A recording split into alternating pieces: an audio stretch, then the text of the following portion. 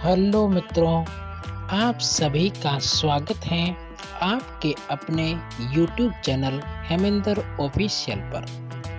आज मैं फिर से एक नई कहानी के साथ आप सभी के बीच हाजिर हुआ हूँ। आज की कहानी बड़ी रोचक और ज्ञानवर्धक कहानी है, तो कहानी को पूरा जरूर सुनें। और हमेशा की तरह आज भी आपसे एक सादर निवेदन है कि आप इस चैनल पर पहली बार पधारे हैं या इस चैनल को अभी तक सब्सक्राइब नहीं किया है, तो प्लीज आपसे मेरा विनम्र अनुरोध है कि आप मेरे चैनल को सब्सक्राइब करें तथा पास में बने घंटी के बटन को जरूर दबाएं, ताकि मैं कोई नया वीडियो लाऊंगा तो उसकी आपको सूचना मिलेगी। वीडियो अच्छा लगे तो लाइक व शेयर जरूर करें। तो चलते हैं कहानी पर। आज की कहानी, आज का जो टॉपिक ये कुछ इस तरह से है। आज की ज्ञानवर्धक कहानी में बताया गया है कि किस प्रकार की औलाद अपने माता पिता को दुखी करती है। तो सुनिए इस कहानी को बड़े ध्यान और बड़े प्रेम के साथ।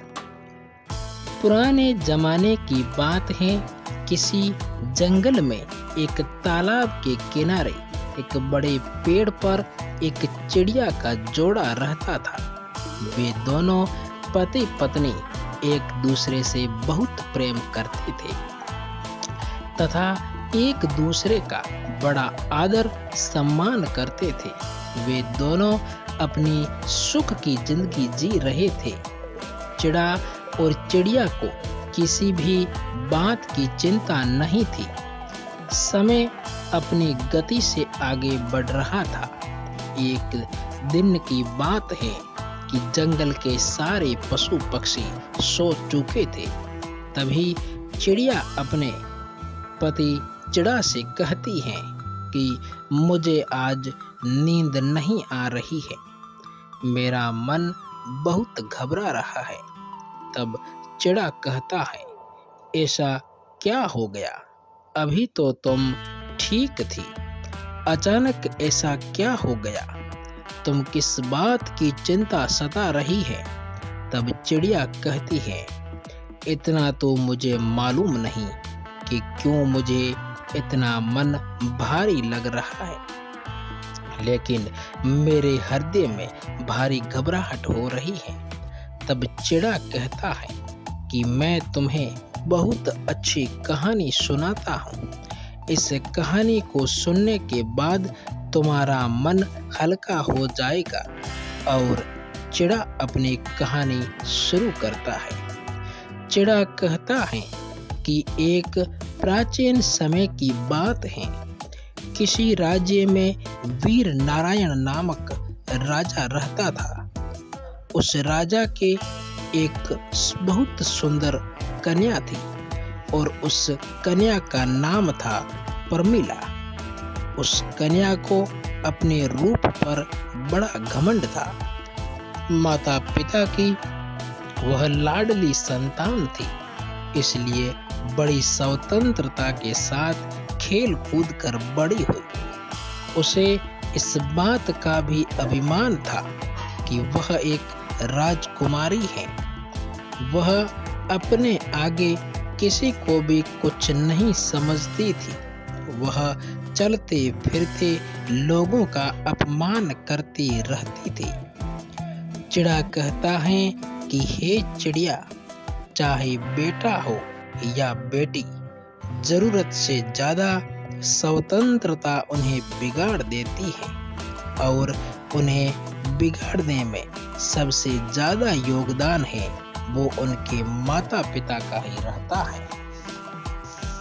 बच्चे अगर मनमानी करने लगे तो माँ बाप को उनकी पक्ष नहीं करनी चाहिए, बल्कि उनकी गलती पर उन्हें समझाना चाहिए। अगर जरूरत पड़े तो डांट फटकार भी लगानी चाहिए और बच्चे भी आपकी बात तभी मानेंगे जब उन्हें आपने बचपन से समझाया होगा, उनकी हर एक गतिविधि पर नजर रखी होगी, उन्हें आदर्श का पाठ पढ़ाया होगा, उन्हें संस्कारों से सींचा होगा। यदि माता पिता ने ऐसा नहीं किया है तो औलाद के युवा होने पर आप उन्हें दंडित करके भी नहीं सुधार सकते। अब तो उन्हें आपका समझाना भी तीखे बाण की तरह चुभेगा। वह आपके वश से बाहर हो जाएंगे। चिड़ा आगे कहता है कि हे चिड़िया, राजा वीर नारायण की कन्या के लिए जो भी रिश्ता आता तो वह अपने बुरे स्वभाव के कारण वह उस रिश्ते को लौटा देती थी। उसके लिए न जाने कितने रिश्ते आए, लेकिन उसने उन सब को अपमानित करके उनकी हंसी उड़ाते हुए वापस लौटा दिए। राजा भी बेटी की इन हरकतों से बहुत परेशान हो चुका था। एक दिन राजा ने बेटी परमिला के लिए राज दरबार में एक संयवर का आयोजन किया। उसमें कई राजकुमार, राजा महाराजाओं ने भाग लिया। सभी राजा महाराजा आकर अपने अपने आसन पर बैठ गए। उधर राजकुमारी परमिला हाथ में माला लेकर अपनी सहेलियों के साथ राज दरबार में पधारी। प्रेमिला अपनी सुंदरता के घमंड में भरी हुई थी। वह सभी राजकुमारों को गौर से देखती हुई आगे बढ़ने लगी। वह जिस भी राजकुमार के सामने पहुंचती तथा उसकी किसी न किसी बात पर खिल्ली उड़ाती और आगे बढ़ जाती। इस प्रकार भरी सभा में राजकुमारी से अपमानित होकर वे राजकुमार राज दरबार से उठकर चले जाते। चिड़ा आगे अपनी पत्नी चिड़िया से कहता है, इस प्रकार राजकुमारी एक मोटे से राजकुमार के सामने पहुंची। वह उस मोटे राजकुमार की हंसी उड़ाती हुई अपनी सहेलियों से बोली, सहेली, इस महाशय को देखो, इनका शरीर कैसा लग रहा है, जैसे किसी ने आटा का बोरा रख दिया है। उसके शरीर की बनावट पर काफी देर तक हंसती रही। वह राजकुमार राजकुमारी की बातों से लज्जित होकर राज दरबार से चला गया तथा राजकुमारी दूसरे राजकुमार के पास चली गई। वह राजकुमार देखने में थोड़ा लंबा था। राजकुमारी प्रमिला ने अपने कड़वे शब्दों से उसे खूब अपमानित किया। वह कहने लगी, देखो सहेली, यह तो कोई खंबा जैसा दिख रहा है। इसे तो किसी चौराहे पर खड़ा करके इसके ऊपर कोई लाइट लगा देनी चाहिए। राजकुमारी के अपमानित शब्दों से पीड़ित होकर वह भी अपना मुंह फुलाता हुआ वहां से चला गया। इस प्रकार कोई राजा अगर उम्र में ज्यादा होता तो वह उसे बुढ़ा कहकर चिढ़ाती। अगर कोई ज्यादा गोरा होता तो उसे सफेद खरगोश कहकर पुकारती थी। उसका खूब मजाक उड़ाती। और एक राजकुमार की दाढ़ी काफी बड़ी थी तो उसे देखकर राजकुमारी ठहाके मारकर हंसती हुई बोली, सुनो सहेली, मेरे पिता ने तो संयवर में लंबी दाढ़ी वाले बकरों को भी बुला लिया है। इससे तो मेरी ज्योति भी विवाह नहीं करेगी। फिर राजकुमारी उसके रूप रंग की काफी मजाक उड़ाती रही, परंतु उस दाढ़ी वाले राजकुमार ने राजकुमारी का बिल्कुल भी बुरा नहीं माना, क्योंकि वह राजकुमारी को पसंद करके बैठा था, वह भी दरबार से उठकर चला गया। चिड़ा यह बात अपनी पत्नी चिड़िया को सुना रहा था तथा चिड़िया भी बड़े ध्यान से सुन रही थी। चिड़ा आगे कहता है कि अब तो राजकुमारी ने एक एक करके सारे राजकुमारों को बेइज्जत करके नापसंद कर दिया। यह बात राजा वीर नारायण को बहुत बुरी लगी। वे सोचने लगे कि हमारे दरबार में आए हुए सभी मेहमानों को अपमानित किया, इस लड़की को तो अवश्य सजा मिलनी चाहिए। गुस्से में राजा ने भरे दरबार में यह घोषणा कर दी कि मैं अपनी बेटी की इस हरकत की सभी से माफी मांगता हूँ और सभी के सामने यह घोषणा करता हूँ कि इस कन्या का विवाह अब मैं किसी राजकुमार से न करके किसी भिखारी के साथ करूँगा, जो रोज भीख मांगकर अपना पेट पालता होगा। उसके साथ रहकर यह भी भीख मांगकर खाएगी तो इसे अपने करने पर पछतावा जरूर होगा। राजा की ऐसी घोषणा सुनकर दरबार में बैठे सभी राजकुमारों ने राजा की बहुत प्रशंसा की तथा सभी ने राजा से कहा कि राजा साहब, ऐसी असभ्य और असंस्कारी कन्या के साथ ऐसा ही होना चाहिए। इतना कहकर वे सभी राजकुमार वहां से चले गए। अभी समय पर सभा में कुछ मेहमान लोग बैठे थे, तभी वहां से भजन गाता हुआ भिखारी निकला तथा भिखारी की आवाज सुनकर राजा ने अपने नौकरों को भेजकर उस भिखारी को दरबार में बुला लिया। उस भिखारी की बहुत ही दयनीय हालत थी। मेले कुचले फटे पुराने कपड़े पहने हुए था, लंबी दाढ़ी थी। भिखारी राजा के सामने जाकर खड़ा हो गया और अपनी मीठी आवाज में कुछ गुनगुनाने लगा। भिखारी का मधुर गीत सुनकर राजा बहुत प्रसन्न हुआ और प्रसन्न होकर राजा बोला, हम तुम्हें इनाम के रूप में अपनी बेटी को सौंप रहे हैं। आज से वह तुम्हारी पत्नी है। तुम इसे अपने साथ ले जाओ और जैसा भी रूखा सूखा मिले तुम भी खाना और इसे भी खिलाना। राजकुमारी ने अपने पिता का ऐसा कठोर निर्णय सुनकर बहुत दुखी हुई और उसने सोचा कि मेरे पिता ने यह क्या कर डाला। पहले तो उसने भिखारी के साथ जाने से मना कर दिया, परंतु राजा का ऐसा ही आदेश था जिससे वह विवश होकर भिखारी के साथ जाना पड़ा। राजा ने कहा कि बेटी, तूने किसी राजघराने में जाने का अवसर पूरी तरह से खो दिया है और आज से ही यह भिखारी तुम्हारा पति है और इसी के साथ तुम्हें अपना जीवन बिताना पड़ेगा। अगर तूने इसे धोखा दिया या इसका साथ छोड़ दिया तो तुम्हें मृत्यु दंड भी दिया जा सकता है। राजा ने परमीला का विवाह उस भिखारी से करने के बाद उसे अपने घर से विदा कर दिया। परमीला रोती चिल्लाती छाती पीटती भिखारी के साथ चली गई। भिखारी उसे लेकर खुशी खुशी दूसरे शहर में चला गया।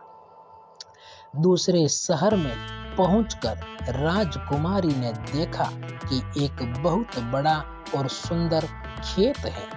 परमीला ने उस भिखारी से पूछा कि यह खेत किसका है, तो भिखारी ने जवाब दिया कि हे राजकुमारी, मैंने ऐसा सुना है कि यह खेत उस दाढ़ी वाले राजकुमार का है जिसे तुमने अपने समयवर में दाढ़ी वाला बकरा कहकर पुकारा था। लेकिन बदकिस्मती देखिए, मैं भी उस दाढ़ी वाले राजकुमार की तरह लंबी दाढ़ी वाला मिला हूँ अगर तुम उस दाढ़ी वाले से विवाह कर लेती तो तुम आज इस खेत की मालकिन होती। पर अब पछताने से कोई फायदा नहीं है। अब तो तुम्हें मेरे जैसे भिखारी के साथ जिंदगी भर रहना है। फिर कुछ दूर आगे चलने के बाद राजकुमारी परमिला को सुंदर फूल व फलों से लदा हुआ बाग दिखाई दिया। राजकुमारी ने कहा, थोड़ी देर इस बाग में ठहर कर विश्राम कर लेते हैं। यह बाग किसका है? बड़ा ही सुंदर है। भिखारी ने कहा कि राजकुमारी जी, यह बाग भी उस दाढ़ी वाले बकरे का है जिसका तुमने अपमान किया था। इसलिए जल्दी ही विश्राम करके यहाँ से निकल जाओ, वरना उस दाढ़ी वाले राजकुमार को पता चल गया तो वह हमें अपमानित करके भगा देगा। सोचो, अगर तुम उससे विवाह कर लेती तो यह बाग भी तुम्हारा होता और इस भिखारी के साथ तुम्हें नहीं आना पड़ता। पर तुम्हारा घमंड ही तुम्हें यहाँ ले आया है। इस प्रकार वे बातें करते हुए आगे बढ़ते रहे। कुछ दूर जाकर आगे जाने पर वे एक बहुत सुंदर शहर में पहुंचे। ऐसा लग रहा था जैसे वह शहर किसी राज्य की राजधानी हो। राजकुमारी ने फिर पूछा, यह शहर किस राजा का है? भिखारी ने उत्तर दिया कि यह शहर नजर से तो एक राजा का है, पर आपकी नजर से यह शहर उस दाढ़ी वाले बकरे का है जिसे तुमने भरी सभा में बेइज्जत किया था। सोचो, तुमने अगर उससे शादी कर दी होती तो तुम इस शहर की मालकिन होती। हजारों दास दासियां तुम्हारी सेवा करती, पर तुमने अपने रूप के घमंड में अपनी किस्मत फोड़ दी और मेरे जैसे भिखारी के साथ विवाह करके अपनी जिंदगी को दुखों में धकेल दिया है। पर अब कुछ नहीं हो सकता, जो होना था वो हो गया। भिखारी की बात सुनकर राजकुमारी को बड़ा पश्चाताप होने लगा तथा वह कहने लगी, काश मैंने उसके साथ विवाह कर लिया होता। भिखारी ने परमिला के मुख से ऐसी बातें सुनकर नाराज होते हुए कहा कि राजकुमारी, खबरदार, अब तुमने किसी दूसरे पुरुष के बारे में सोचा भी तो। अब तो तुम केवल मेरी स्त्री है और मैं ही तुम्हारा पति हूँ। अब महलों के सपने छोड़कर तुम्हें मेरे साथ मेरी झोपड़ी में रहना चाहिए। चिड़ा आगे कहता है कि चिड़िया, वह भिखारी इतना कहकर राजकुमारी को अपनी झोपड़ी के अंदर ले गया, जो शहर से दूर एक तालाब के किनारे बनी हुई थी। झोपड़ी देखकर परमिला को बड़ा क्रोध आया। वह कहने लगी, यह कितनी बेकार झोपड़ी है, मैं इसमें कैसे रहूंगी? इसमें रहकर तो मर जाऊंगी। मैं बहुत बड़े महलों की रहने वाली हूँ, इस छोटी सी झोपड़ी में मेरा गुजारा कैसे हो सकेगा? भिखारी बोला, राजकुमारी जी, अब यह झोपड़ी तुम्हारा नया घर है और इसी में तुम्हें रहना पड़ेगा। तब राजकुमारी ने पूछा, यहाँ पर तुम्हारा कोई नौकर चाकर दिखाई नहीं दे रहा है? झोपड़ी की साफ सफाई कौन करेगा? तब भिखारी ने कहा, राजकुमारी, यह तुम क्या कह रही हो? मैं कोई राजा नहीं हूँ, न ही कोई राजा का बड़ा अधिकारी या कर्मचारी हूँ जो मेरे पास नौकर चाकर होते। मैं तो खुद एक भिखारी हूँ। मैं तो नौकरों से भी गया गुजरा हूँ। इस झोपड़ी का सारा काम अब तुम्हें और मुझे ही करना होगा। चलो, अब तुम पहले झोपड़ी की साफ सफाई करो, फिर मेरे लिए खाना बनाओ। मुझे बहुत भूख लगी है। और चलो, और चलते चलते भी मैं बहुत थक चुका हूँ। उधर राजकुमारी को तो खाना बनाना आता भी नहीं था, इसलिए राजकुमारी और भिखारी ने मिलकर जैसा तैसा खाना बनाया और खाना खाकर दोनों सो गए। दूसरे दिन भिखारी ने राजकुमारी को जगाया और झोपड़ी का सारा काम करने को कहा। राजकुमारी पूरे दिन काम करती रही और भिखारी की डांट फटकार सुनती रही। 2-4 दिन इसी प्रकार बीत गए। घर में जो कुछ खाने का सामान था वह भी खत्म हो गया। भिखारी बोला, अब खाने को तो कुछ बचा ही नहीं है। जो कुछ मैं मांग कर लाया था वह सब खत्म हो चुका है। आगे की जीविका चलाने के लिए हमें कुछ काम करना पड़ेगा। तुम एक काम करो, मैं जंगल से कुछ लकड़ियां काट कर लाता हूँ। तुम उससे टोकरियां बुन लेना। टोकरियों को बाजार में बेचकर उस राशन खरीद लेंगे। फिर भिखारी जंगल में गया और कुछ लकड़ियां काट कर लाया। परमीला ने उन लकड़ियों से टोकरियां बुनना शुरू किया। इससे पहले उसने ऐसा काम कभी नहीं किया था। टोकरियां बुनते बुनते उसके हाथ बुरी तरह जख्मी हो गए थे। उसके हाथों से खून बहने लगा। भिखारी ने कहा, परमीला, मुझे लग रहा है कि यह काम तुमसे नहीं होगा। मैं इन टोकरियों को बाजार में बेचकर एक चरखा लाऊंगा। उससे कपड़े बुनती रहना। फिर चिड़ा कहता है कि वह भिखारी चरखा लेकर आया, लेकिन राजकुमारी कपड़े बुनने का काम भी नहीं हुआ। भिखारी ने कहा कि तुमसे यह भी काम नहीं हो रहा है। तुम तो बड़ी बेकार हो। तुमसे कोई काम ठीक से नहीं हो रहा है। अगर तुम कुछ भी नहीं करोगी तो मैं तुम्हें क्या खिलाऊंगा। तुम्हारे से शादी करके तो मैं बर्बाद हो गया। भिखारी की डांट फटकार सुनकर वह रोने लगी। अब तो भिखारी को उस पर कुछ दया आई। उसने कहा, देखो, परेशान मत हो। मैं तुम्हें बने बनाए मिट्टी के बर्तन तुम्हें लाकर देता हूँ। तुम उन्हें बाजार में बेचकर आना।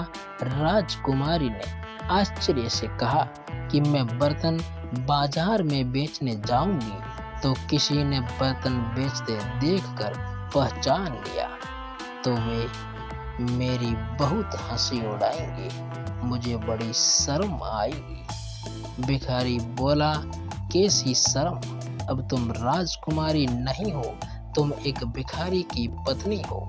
शर्म तुम्हें तब आती जब तुम उस दाढ़ी वाले की पत्नी होती और वह तुम्हें बाजार में बर्तन बिकवाता। अब अगर शर्म ही आती है तो फिर भूख मरो। फिर मजबूर होकर राजकुमारी बाजार में बर्तन बेचने चली गई। वह एक सड़क के किनारे बर्तन रखकर बैठ जाती है और दिन भर बर्तन बेचते ही रहती है। धीरे धीरे उसके बर्तन बहुत बिकने लगे। जब कुछ सज्जन लोग एक खूबसूरत लड़के को बाजार में बर्तन बेचते देखते तो दयावश उससे कुछ न कुछ बर्तन खरीद लेते। इस प्रकार भिखारी बर्तन लाता और वह बेचता रहता। एक दिन की बात है जब राजकुमारी परमीला सड़क के किनारे बर्तन बेच रही थी, तभी वहां एक हट्टा कट्टा सिपाही आता है और वह लात मारकर उसके बर्तन बिखेर देता है और वह कहता है कि खबरदार, जो रास्ता घेर कर बर्तन बेच दिए तो उसके कुछ बर्तन टूट गए। राजकुमारी को बहुत दुख हुआ। उसने सारी बात झोंपड़ी में आकर भिखारी को बता दिया कि आज एक राजा के सिपाही ने लात मारकर उसके बर्तन तोड़ दिए। भिखारी ने कहा कि तुम तो पागल हो, रास्ता घेर कर रखोगे तो सिपाही तो बर्तन को रास्ता घेर कर रखोगे तो सिपाही बर्तन फोड़ेगा ही। तुम्हारी वजह से वहां से निकलने वाले राहगीरों को बड़ी परेशानी होती होगी। अब तुमसे यह काम भी ठीक से नहीं होगा। तुम्हें जो भी काम देता हूँ तुमसे ठीक से होता ही नहीं है। अब मैं जाता हूँ और तुम्हारे लिए कोई दूसरा काम देखता हूँ। भिखारी गया और राजा के कर्मचारी के वहां रसोई का काम ढूंढ आया और परमीला से कहा कि मैं तुम्हारे लिए एक काम ढूंढ कर आया हूँ। कल से तुम राज्य के कर्मचारी की रसोई में खाना बनाने का काम करना और वहाँ के रसोइये के साथ मिलकर खाना बनाना। वहाँ से हमें खाने के लिए अच्छा अच्छा भोजन मिलेगा। इस प्रकार वह घमंडी राजकुमारी रसोइये के साथ मिलकर काम करने लगी। वह सुबह से शाम तक काम करती रहती और रात को बचा हुआ खाना घर ले आती। अब उसकी जिंदगी कुछ शक से कटने लगी। एक दिन की बात है, परमीला रसोई में काम कर रही थी। तभी उसने खिड़की से झांक कर देखा तो वहां राजा के महल में कुछ उत्सव होने वाला था। पूरा राजमहल सजाया हुआ था। बड़े बड़े मेहमान आ रहे थे। नौकर चाकर उनका स्वागत कर रहे थे। महल में बड़ी धूमधाम थी। राजकुमारी यह सब देख कर अपनी किस्मत को कोस रही थी और अपनी किस्मत पर आंसू बहा रही थी कि काश मैं भी इतनी उद्दंड नहीं होती तो मुझे यह दिन देखने को नहीं मिलता। वह वहाँ खड़ी खड़ी सोच रही थी। तब वहाँ दो दासियां आती हैं और कुछ खाने का सामान उसकी टोकरी में रखकर चली जाती है। राजकुमारी टोकरी को लेकर अपने घर की ओर लौटने लगी। तभी वह दरवाजे से निकली ही थी कि तभी सामने से एक राजसी पोशाक पहने एक पुरुष ने आकर उसे रोक लिया। देखने में वह वहां का राजा मालूम पड़ रहा था। राजकुमारी ने जब उसके चेहरे को देखा, वह डर के मारे कांपने लगी, क्योंकि वह राजा वही दाढ़ी वाला बकरा था जिसको परमीला दाढ़ी वाला बकरा कह रही थी। राजा ने राजकुमारी को कुछ नहीं कहा, बल्कि वह उसका हाथ पकड़कर प्रांगण में ले पहुंचा, जहां सभी मेहमान लोग बैठे हुए थे।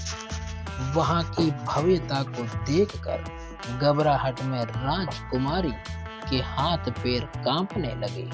उसके हाथ से टोकरी छूटकर जमीन पर गिर पड़ी। टोकरी में रखा हुआ खाना जमीन पर गिरकर इधर उधर बिखर गया।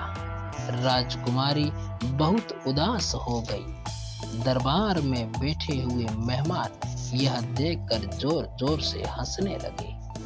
अपने ऊपर सबको हंसता हुआ देखकर परमीला पछता रही थी। उसे लग रहा था कि अभी धरती फट जाए तो मैं उसमें समा जाऊं। उसने राजा से अपना हाथ छुड़ाया और वहां से भाग जाना चाहती थी। राजा ने उसे रोकते हुए कहा, राजकुमारी जी, तुम घबराओ मत।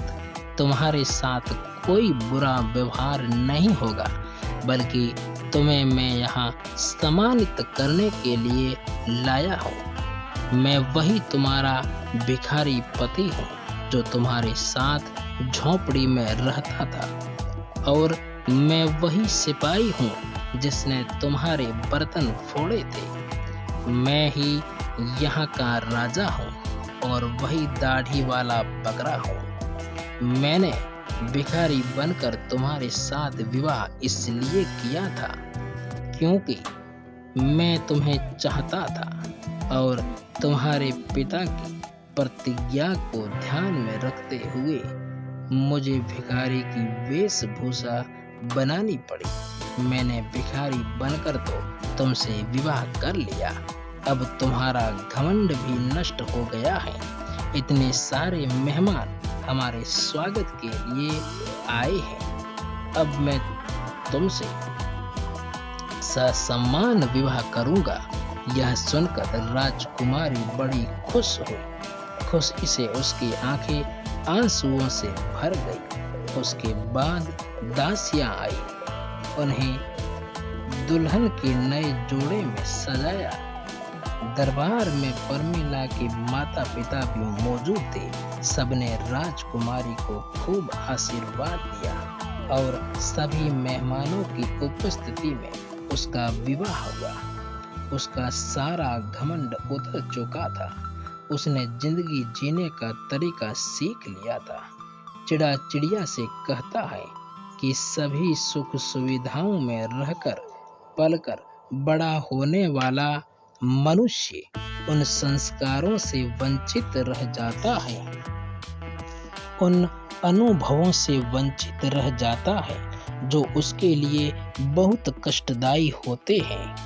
हमें अपने ऊपर किसी बात का घमंड नहीं करना चाहिए।